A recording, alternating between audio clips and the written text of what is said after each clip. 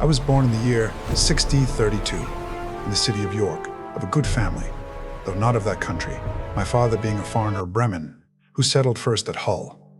He got a good estate by merchandise, and leaving off his trade, lived afterwards at York, from whence he had married my mother, whose relations were named Robinson. A very good family in that country, and from whom I was called Robinson Crusoe. But by the usual corruption of words in England, we are now called. Nay, we call ourselves and write our name, Crusoe, and so my companions always called me. I had two elder brothers, one of whom was lieutenant colonel to an English regiment of foot in Flanders, formerly commanded by the famous Colonel Lockhart, and was killed at the battle near Dunkirk against the Spaniards. What became of my second brother I never knew, any more than my father or mother knew what became of me. Being the third son of the family, and not bred to any trade, my head began to be filled very early with rambling thoughts. My father, who was very ancient, had given me a competent share of learning as far as house education and a country free school generally go, and designed me for the law. But I would be satisfied with nothing but going to sea, and my inclination to this led me so strongly against the will, nay, the commands of my father, and against all the entreaties and persuasions of my mother and other friends, that there seemed to be something fatal in that propensity of nature tending directly to the life of misery which was to befall me. My father, a wise and grave man, gave me serious and excellent counsel against what he foresaw was my design. He called me one morning into his chamber, where he was confined by the gout, and expostulated very warmly with me upon this subject. He asked me what reasons more than a mere wandering inclination I had for leaving father's house and my native country, where I might be well introduced and had a prospect of raising my fortune by application and industry, with a life of ease and pleasure. He told me it was men of desperate fortunes on one hand, or of aspiring superior fortunes on the other, who went abroad upon adventures to rise by enterprise and make themselves famous in undertakings of a nature out of the common road, that these things were all either too far above me or too far below me, that mine was the middle state, or what might be called the upper station of low life, which he had found by long experience was the best state in the world, the most suited to human happiness, not exposed to the miseries and hardships, the labor and sufferings of the mechanic, part of mankind, and not embarrassed with the pride, luxury, ambition, and envy of the upper part of mankind. He told me I might judge of the happiness of this state by this one thing, that this was the state of life which all other people envied.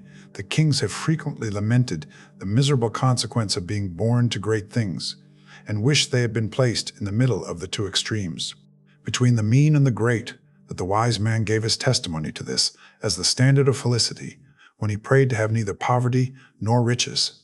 He bade me observe it, and I should always find that the calamities of life were shared among the upper and lower part of mankind, but that the middle station had the fewest disasters, and was not exposed to so many vicissitudes as the higher or lower part of mankind. Nay, they were not subjected to so many distempers and uneasinesses, either of body or mind, as those were, who by vicious living luxury, and extravagances on the one hand, or by hard labor, want of necessaries, and mean or insufficient diet, on the other hand, bring distemper upon themselves by the natural consequences of their way of living. That the middle station of life was calculated for all kind of virtue and all kind of enjoyments, that peace and plenty were the handmaids of a middle fortune, that temperance, moderation, quietness, health, society, all agreeable diversions, and all desirable pleasures were the blessings attending the middle station of life, that this way men went silently and smoothly through the world and comfortably out of it, not embarrassed with the labors of the hands or of the head, not sold to a life of slavery for daily bread, nor harassed with perplexed circumstances which rob the soul of peace and the body of rest, nor enraged with the passion of envy or the secret burning lust of ambition for great things, but in easy circumstances, sliding gently through the world and sensibly tasting the sweets of living without the bitter, feeling that they are happy and learning by every day's experience to know it more sensibly. After this he pressed me earnestly and in the most affectionate manner not to play the young man, nor to precipitate myself into miseries which nature and the station of life I was born in seemed to have provided against.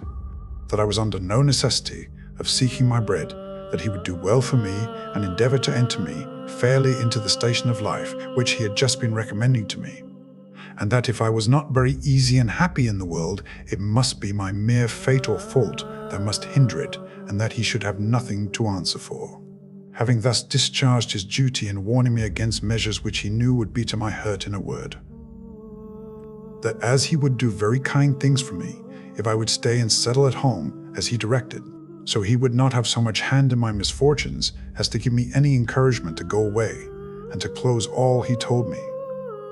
I had my elder brother for an example, to whom he had used the same earnest persuasions to keep him from going into the Low Country wars, but could not prevail, his young desires prompting him to run into the army where he was killed. And though he said he would not cease to pray for me yet, he would venture to say to me that if I did take this foolish step, God would not bless me, and I should have leisure hereafter to reflect upon having neglected his counsel, when there might be none to assist in my recovery. I observed in this last part of his discourse, which was truly prophetic, though I suppose my father did not know it to be so himself. I observed the tears run down his face very plentifully, especially when he spoke of my brother who was killed, and that when he spoke of my having leisure to repent and none to assist me, he was so moved that he broke off the discourse, and told me his heart was so full it could say no more to me. I was sincerely affected with this discourse, and, indeed, who could be otherwise? And I resolved not to think of going abroad any more, but to settle at home according to my father's desire. But alas, a few days wore it all off, and, in short, to prevent any of my father's further importunities, in a few weeks after I resolved to run quite away from him.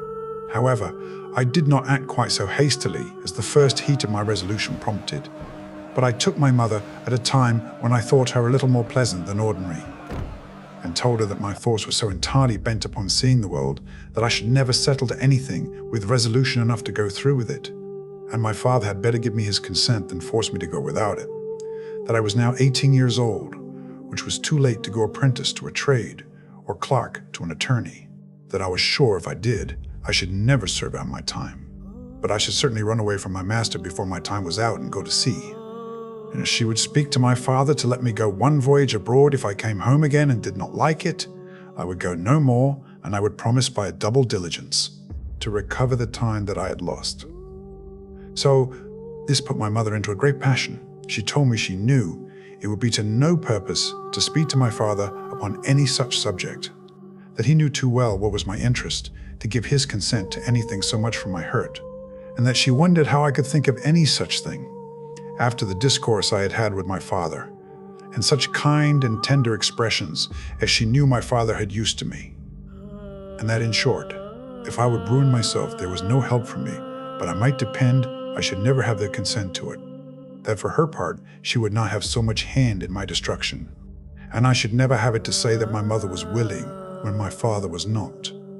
Though my mother refused to move it to my father, yet I heard afterwards that she reported all the discourse to him, and that my father, after showing a great concern at it, said to her with a sigh, "That boy might be happy if he would stay at home, but if he goes abroad he will be the most miserable wretch that ever was born. I can give no consent to it."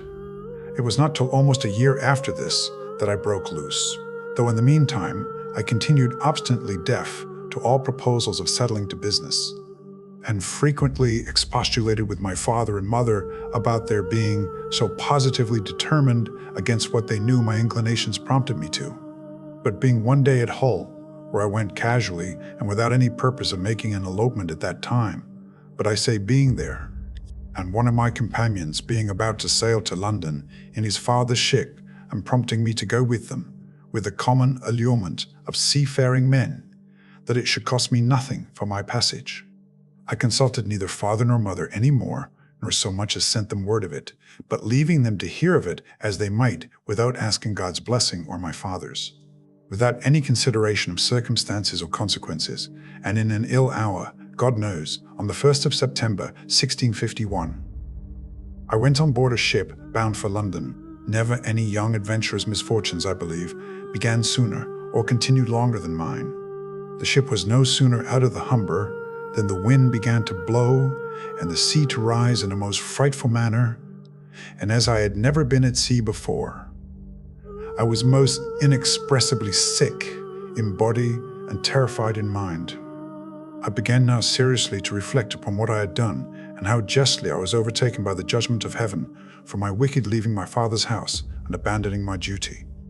All the good counsels of my parents, my father's tears and my mother's entreaties came now fresh into my mind, and my conscience, which was not yet come to the pitch of hardness to which it has since, reproached me with a contempt of advice True wealth, and the my breach son, of my is not duty to measured God in and my gold, father. but in the quiet peace of All your this days. while the storm increased and the tranquility sea above went very all high, else. though nothing like what I have seen many times since, no, nor what I saw a few days after, but it was enough to affect me then, who was but a young sailor and had never known anything of the matter. I expected every wave would have swallowed us up, and that every time the ship fell down, as I thought it did, in the trough or hollow of the sea, we should never rise more in this agony of mind. I made many vows and resolutions that if it would please God to spare my life in this one voyage, if ever I got once my foot upon dry land again, I would go directly home to my father and never set it into a ship again while I lived. That I would take his advice and never run myself into such miseries as these anymore. Now I saw plainly the goodness of his observations about the middle station of life, how easy, how comfortably he had lived all his days and never had been exposed to tempests at sea or troubles on shore. And I resolved that I would, like a true, repenting prodigal, go home to my father. These wise and sober thoughts continued all the while the storm lasted, and indeed some time after. But the next day the wind was abated and the sea calmer, and I began to be a little inured to it, however. I was very grave for all that day, being also a little seasick still. But towards night, the weather cleared up. The wind was quite over, and a charming fine evening followed. The sun went down perfectly clear, and rose so the next morning, and having little or no wind and a smooth sea, the sun shining upon it. The sight was, as I thought, the most delightful that ever I saw.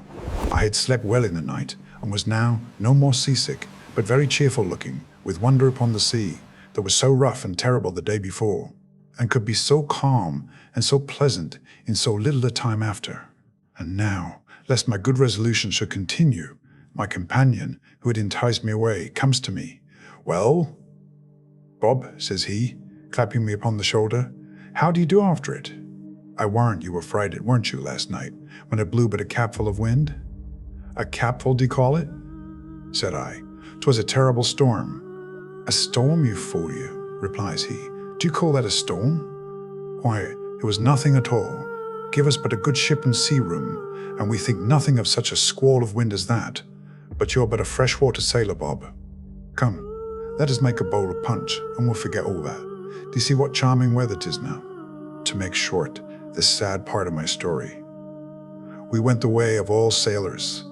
The punch was made, and I was made half drunk with it, and in that one night's wickedness I drowned all my repentance, all my reflections upon my past conduct, all my resolutions for the future. In a word, as the sea was returned to its smoothness of surface and settled calmness by the abatement of that storm, so the hurry of my thoughts being over, my fears and apprehensions of being swallowed up by the sea being forgotten, and the current of my former desires returned, I entirely forgot the vows and promises that I made in my distress. I found indeed some intervals of reflection, and the serious thoughts did, as it were, endeavor to return again sometimes. But I shook them off and roused myself from them, as it were from a distemper, and applying myself to drinking and company, soon mastered the return of those fits. For so I called them, and I had in 5 or 6 days got as complete a victory over conscience as any young fellow that resolved not to be troubled with it could desire. But I was to have another trial for it still. And Providence, as in such cases generally it does, resolved to leave me entirely without excuse, for if I would not take this for a deliverance, the next was to be such a one as the worst and most hardened wretch among us would confess both the danger and the mercy of. The 6th day of our being at sea, we came into Yarmouth roads, the wind having been contrary and the weather calm. We had made but little way since the storm. Here we were obliged to come to an anchor, and here we lay, the wind continuing contrary, viz., at southwest, for 7 or 8 days, during which time a great many ships from Newcastle came into the same roads as the common harbour, where the ships might wait for a wind for the river. We had not, however, read here so long, but we should have tided it up the river, but that the wind blew too fresh, and after we had lain 4 or 5 days, blew very hard. However, the roads being reckoned as good as a harbour, the anchorage good and our ground tackle very strong, our men were unconcerned and not in the least apprehensive of danger, but spent the time in rest and mirth. After the manner of the sea, but the 8th day in the morning, the wind increased, and we had all hands at work to strike our topmasts and make everything snug and close, that the ship might ride as easy as possible. By noon the sea went very high indeed, and our ship rode forecastle and shipped several seas, and we thought once or twice our anchor had come home, upon which our master ordered out the sheet, anchor, so that we rode with 2 anchors ahead, and the cables veered out to the bitter end. By this time it blew a terrible storm indeed, and now I began to see terror and amazement in the faces even of the seamen themselves. The master, though vigilant in the business of preserving the ship, yet as he went in and out of his cabin by me, I could hear him softly to himself say several times, "Lord, be merciful to us. We shall be all lost. We shall be all undone," and the like. During these first hurries I was stupid, lying still in my cabin, which was in the steerage, and cannot describe my temper. I could ill resume the first penitence, which I had so apparently trampled upon and hardened myself against. I thought the bitterness of death had been past, and that this would be nothing like the first, but when the master himself came by me, as I said just now, and said we should be all lost, I was dreadfully frighted. I got up out of my cabin and looked out, but such a dismal sight I never saw. The sea ran mountains high and broke upon us every 3 or 4 minutes when I could look about.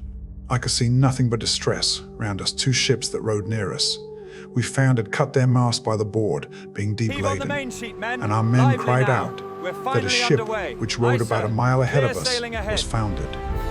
2 more ships, being driven from their anchors, were run out of the roads to sea at all adventures, and that with not a mast standing. The light ships fared the best, as not so much labouring in the sea, but 2 or 3 of them drove, and came close by us, running away with only their spritsail out before the wind. Towards evening the mate and boatswain begged the master of our ship to let them cut away the foremast, which he was very unwilling to do. But the boatswain protesting to him that if he did not, the ship would founder, he consented, and when they had cut away the foremast, the mainmast stood so loose and shook the ship so much, they were obliged to cut that away also and make a clear deck. Anyone may judge what a condition I must be in at all this, who was but a young sailor, and who had been in such a fright before it but a little. But if I can express at this distance the thoughts I had about me at that time, I was in tenfold more horror of mind upon account of my former convictions, and having returned from them to the resolutions I had wickedly taken at first than I was at death itself, and these added to the terror of the storm, put me into such a condition that I can by no words describe it. But the worst was not come yet. The storm continued with such fury that the seamen themselves acknowledged they had never seen a worse. We had a good ship, but she was deep laden and wallowed in the sea, so that the seamen every now and then cried out she would founder. Hurry, lads! It was my advantage in one respect, that I did not know what they meant by founder till I inquired. However, the storm was so violent that I saw what is not often seen. The master, the boatswain, and some others more sensible than the rest at their prayers, and expecting every moment when the ship would go to the bottom. In the middle of the night, and under all the rest of our distresses, one of the men that had been down to see cried out we had sprung a leak. Another said there was 4 feet water in the hold. Then all hands were called to the pump. At that word, my heart, as I thought, died within me, and I fell backwards upon the side of my bed where I sat into the cabin. However, the men roused me and told me that I, that was able to do nothing before, was as well able to pump as another, at which I stirred up and went to the pump and worked very heartily.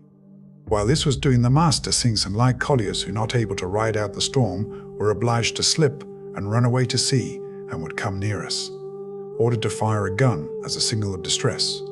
I, who knew nothing what they meant, thought the ship had broken or some dreadful thing happened. In a word, I was so surprised that I fell down in a swoon. As this was a time when everybody had his own life to think of. Nobody minded me or what was become of me, but another man stepped up to the pump and thrusting me aside with his foot, let me lie, thinking I had been dead, and it was a great while before I came to myself. We worked on, but the water increasing in the hold, it was apparent that the ship would founder, and though the storm began to abate a little, yet it was not possible she could swim till we might run into any port. So the master continued firing guns for help, and a light ship, who had rid it out just ahead of us, ventured a boat out to help us. It was with the utmost hazard.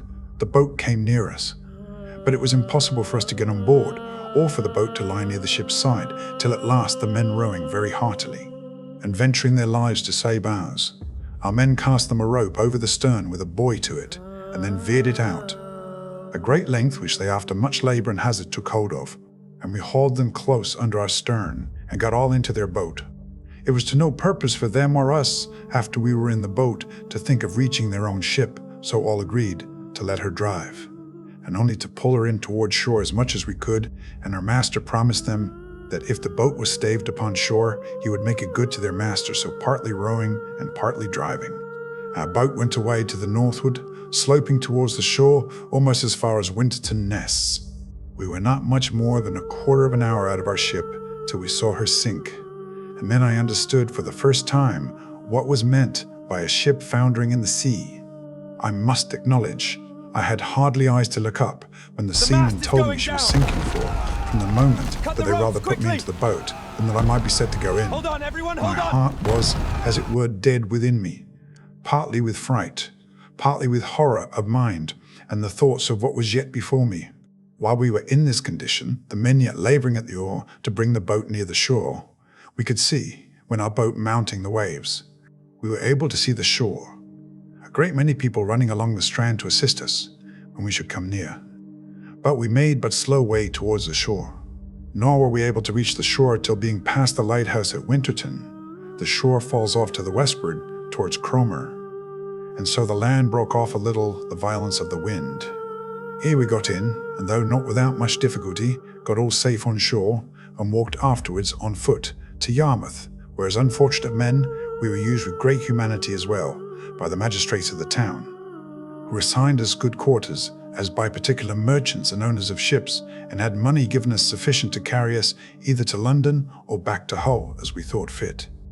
Had I now had the sense to have gone back to Hull and have gone home, I had been happy, and my father, as in our blessed Saviour's parable, had even killed the fatted calf for me. For hearing the ship I went away in was cast away in Yarmouth roads, it was a great while before he had any assurances that I was not drowned.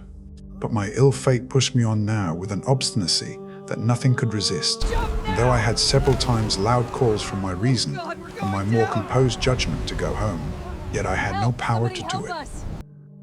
I know not what to call this, nor will I urge that it is a secret overruling decree that hurries us on to be the instruments of our own destruction, even though it be before us, and that we rush upon it with our eyes open.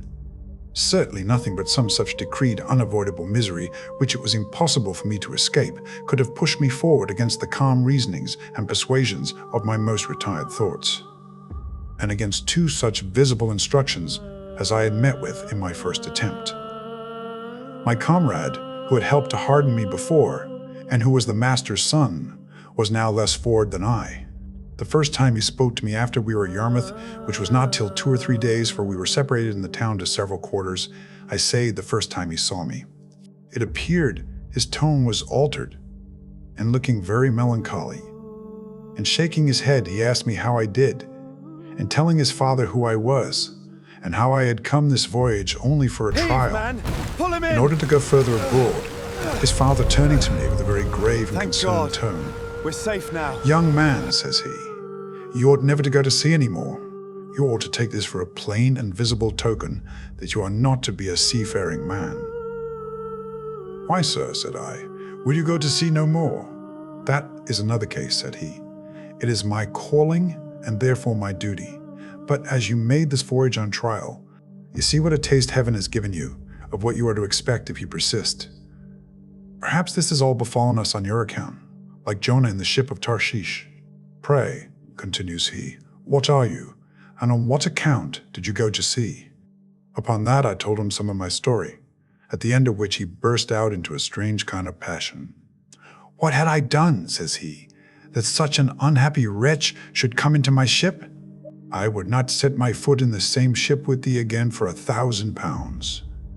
This indeed was, as I said, an excursion of his spirits, which were yet agitated by the sense of his loss, and was farther than he could have authority to go.